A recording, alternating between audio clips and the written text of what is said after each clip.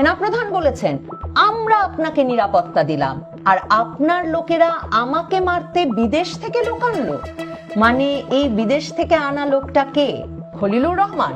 তার মানে গত কদিন ধরে আমরা যে শুনছিলাম ডক্টর ইউনূস সেনাপ্রধান ওয়াকারুজ্জামানকে সরিয়ে দিয়ে আসলে চাইছেন principal staff officer lieutenant general Kamrul হাসানকে সেনাপ্রধান হিসেবে নিয়োগ দিতে, সেই কথা তার মানে সত্যি?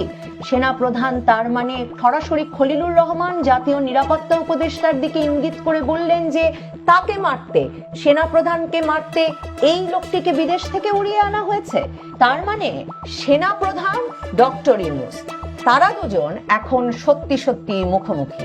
সেনাপ্রধান, বিমান বাহিনী, নৌবাহিনী প্রধান একাট্টা হয়ে গিয়ে যমুনায় গিয়ে ডক্টর ইউনূসকে স্পষ্ট ভাষায় বলে এসেছেন যে এই অন্তর্বর্তীকালীন সরকারের দায়িত্ব একটাই, 30শে ডিসেম্বরের মধ্যে নির্বাচন এবং নির্বাচিত সরকারকে দায়িত্ব হস্তান্তর।